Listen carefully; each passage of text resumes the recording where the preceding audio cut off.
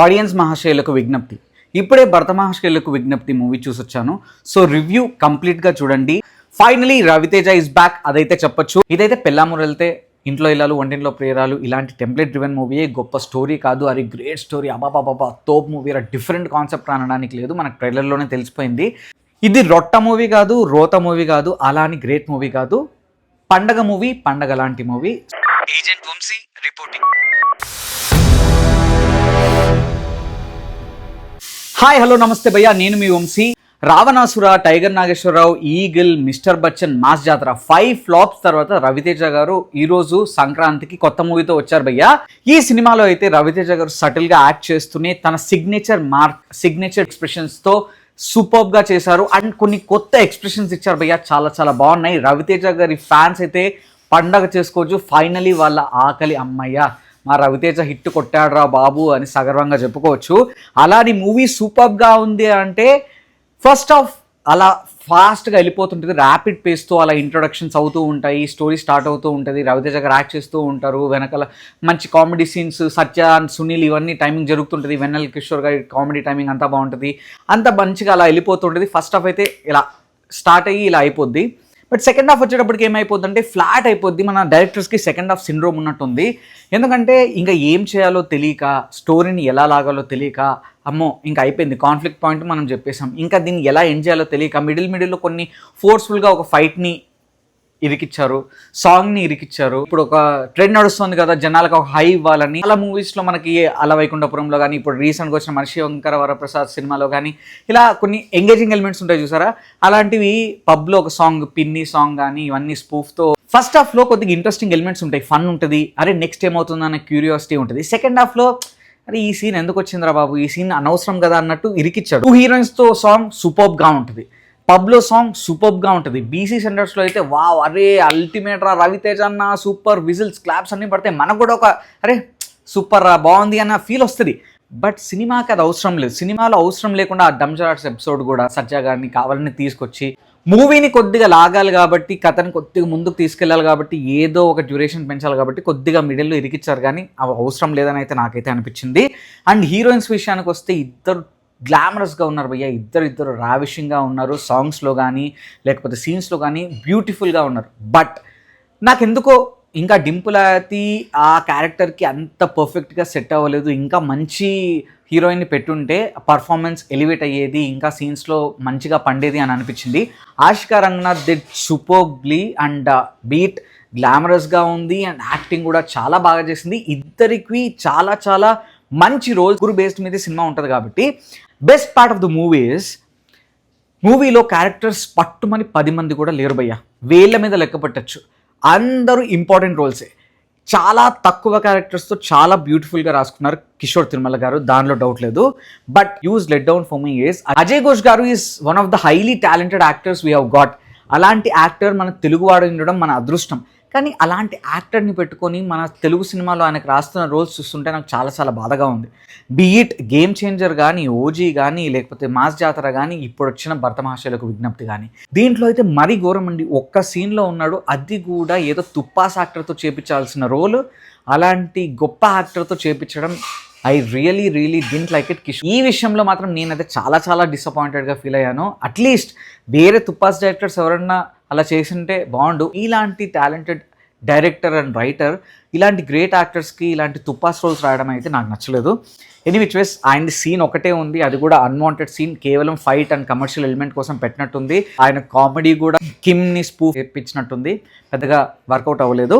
And సినిమాలో ఏంటంటే first half అంతా క్యారెక్టర్ డ్రివెన్ కామెడీయే అండ్ మంచిగా రాసుకున్నారు. బట్ సెకండ్ హాఫ్కి వచ్చేటప్పటికి స్పూఫ్ కామెడీని నమ్ముకున్నారు. ఆ జనరేటర్లో షుగర్ వేయడం కానీ, టీమ్ డైలాగ్స్ కానీ ఇవన్నీ వాడుకున్నారు. బాగానే పండాయి, జనరేటర్లో షుగర్ సీన్ కానీ అవన్నీ బాగానే పండాయి. బెస్ట్ పార్ట్ ఇస్ రవితేజ గారి కొత్త ఎక్స్ప్రెషన్స్ ఈ మూవీలో చూడగలిగాను. అందుకు కిషోర్ తిరుమల గారికి థ్యాంక్ యూ. ఓవరాల్గా ఇది డీసెంట్ వాచ్ అండి, ఎక్కడ మీకు బోర్ కొట్టదు. ఫస్ట్ హాఫ్ అలా వెళ్ళిపోతూ ఉంటుంది జుయ్ అని, కానీ డింపులాయతి గారి సాంగ్ వచ్చి కొద్దిగా పేస్ని తగ్గిస్తుంది. ఓవరాల్గా బాగానే అనిపిస్తుంది, నవ్వుకోవచ్చు, హ్యాపీగా అనిపిస్తుంది. సెకండ్ హాఫ్లో కూడా 2 హీరోయిన్స్తో వచ్చే సాంగ్కి ముందు వచ్చే లీడ్ పెద్ద ఎఫెక్టివ్గా ఉండదు. సేమ్ కమర్షియల్ మూవీలో మనకి ఒక డ్రీమ్ టెంప్లెట్ ఉంటుంది చూసారా, లోడ్ కనగనడం, అక్కడికి వెళ్ళి తీసుకెళ్ళి ఆ సాంగ్ని ప్లేస్ చేయడం, ఆ ఒక సాంగ్ ఉండాలి కదా, ఆడియన్స్ని పుల్ చేయాలి కదా అన్నట్టే ఉంది. అంతకు మించి అక్కడ అవసరం లేదు. ఆ పిన్ని సాంగ్ కానీ, ఆ కార్తీక దీపం స్పూఫ్ సాంగ్ కానీ ఫైట్ షార్ట్స్ ఎపిసోడ్ 4 విడివిడిగా చూసుకుంటే యూట్యూబ్లో కనుక ప్లే చేస్తే సూపర్ ట్రెండింగ్ వైరల్ అయ్యే కంటెంట్ ఇది 4 సాంగ్లు. బట్ సినిమాలో క్లబ్ చేసేసరికి 4 సినిమాకి సింక్ లో లేవు అండ్ 4 సినిమాకి అనవసరం అని అయితే నాకు అనిపించింది. షార్ట్స్ ఎపిసోడ్ తర్వాత అట్లీస్ట్ లీడ్ ఉంటుంది సినిమా కాబట్టి అది ఓకే. సత్య గారు ఇనీషియల్ గా చేసిన కామెడీ అదైతే సూపర్ గా వర్కౌట్ అయింది. సునీల్ గారు after a very long time మనం మంచి క్యారెక్టర్ లో చూసాం, అంటే మంచి కామెడీ రోల్. ఇన్ని రోజులు ఎంత ట్రై చేసినా హీరో అయిన తర్వాత మూవీస్ లోకి వచ్చాక అంత కామెడీ పండించలేకపోతున్నారు. బట్ ఈ సినిమాలో ఆ సిచ్యువేషన్స్కి తగ్గట్టు ఆయన యాక్టింగ్ కానీ రవితేజ గారితో ఉన్న కెమిస్ట్రీ కానీ చాలా బాగా వర్కౌట్ అయింది. మనకు దుబాయ్ సీను, పెళ్ళామూరు వెళ్తే ఇలాంటి సినిమాల్లో సునీల్ గారు ఎలా ఉన్నారో అలానే యాక్ట్ చేశారు, చాలా బాగా యాక్ట్ చేశారు. నాకైతే బాగా నచ్చింది. గెటప్ సీను అండ్ తారక్ పొన్నప్పకి లిమిటెడ్ రోల్స్ ఉన్నాయి అండ్ గెటప్ సీను అయితే పెద్ద డిసప్పాయింట్మెంటే. తారక్ పొన్నప్ప ఓకే, పుష్ప 2లో అలాంటి మంచి రోల్స్లో చూసి ఇలాంటి వాటిలో పెద్ద ఎక్కలేదు నాకైతే. సైకియాట్రిస్ట్గా మురళీధర్ గౌడ్ని పెట్టానండి. ఆయన కామెడీ బాగా పండించారు, బట్ సైకియాట్రిస్ట్గా ఆయన సెట్ అవ్వలేదు. ఎందుకంటే బీయింగ్ అ సైకియాట్రిస్ట్ ఆయనకి కొన్ని లాజిక్స్ మిస్ అవుతాయి. అసలు ఇది కూడా తెలియదా, ఒక సైకియాట్రిస్ట్ అనేది తెలియదా అంటే మనకి నవ్వు వస్తుంది. సో లాజిక్స్ అన్ని పక్కన పెట్టేసి ఒక టెంప్లెట్ డ్రివెన్ మూవీ లాగా చూడకుండా నార్మల్గా వెళ్ళి ఏ ఎక్స్పెక్టేషన్స్ పెట్టుకోకుండా హ్యాపీగా పండగకి వెళ్ళి అయితే ఈ మూవీని చూసేసి రావచ్చు. ఒక పెళ్ళైన వాడు అనుకోకుండా ఒక సిచ్యువేషన్లో ఒక అమ్మాయిని ప్రేమిస్తాడు అండ్ ఇక్కడ ఆల్రెడీ భార్య ఉంటుంది. ఇద్దరి మధ్యలో అటెల్లాలో ఇటెల్లాలో తెలియక వాళ్ళిద్దరూ కలిసి వచ్చినప్పుడు వాళ్ళని ఎలా ఫేస్ చేశాడు, ఆ ముందుకు ఎలా తీసుకెళ్లాడు, దానికి సొల్యూషన్ ఏంటి, ఫైనల్గా ఎలా ఏం చేశాడు అన్నదే మూవీలో పాజిటివ్స్ గురించి మాట్లాడితే ఫస్ట్ రవితేజ గారు, ఆయన యాక్టింగ్ సూపర్గా ఉంది. ఆయన ఎక్స్ప్రెషన్స్ కానీ చాలా కొత్తగా ఉన్నాయి అండ్ ఆశికా రంగనాథ్ చాలా బాగా ఉంది. ఇద్దరు హీరోయిన్స్ గ్లామరస్గా ఉన్నారు, దాంట్లో డౌట్ లేదు. కామెడీ చాలా బాగా వర్కౌట్ అయింది. సత్య కానీ, సునీల్ కానీ, వెన్నెల కిషోర్ కానీ first half is major plus of the movie and BGM కూడా కొన్ని చోట్ల భీమ్ సిసిరెడ్డి గారు చాలా బాగా ఇచ్చారు. కార్తీక దీపం సాంగ్ అని, పిన్ని సాంగ్ అని బీసీ సెంటర్స్లో విజిల్స్ పడతాయి అండ్ 2 హీరోయిన్స్తో సాంగ్ కానీ and first Bella Bella song కానీ ఆల్రెడీ వైరల్ అయిపోయాయి కాబట్టి థియేటర్స్లో బీసీ సెంటర్స్లో విజిల్స్ అండ్ క్లాప్స్ పడతాయి అండ్ ఇవి భయ్యా పాజిటివ్స్. అండ్ నెగిటివ్స్ వచ్చేటప్పటికి second half is the major disappointment. ఫ్లాట్గా వెళ్ళిపోతుంటుంది. ఎండింగ్ కూడా నాకు కొద్దిగా డిసప్పాయింటెడ్గానే ఉన్నాను. ఎందుకంటే ఎవరైనా భర్త కానీ ఒక మగవాడు తప్పు చేసి ఇరుక్కపోతే ఇదే సొల్యూషన్ అన్నట్టు చూపించాడు.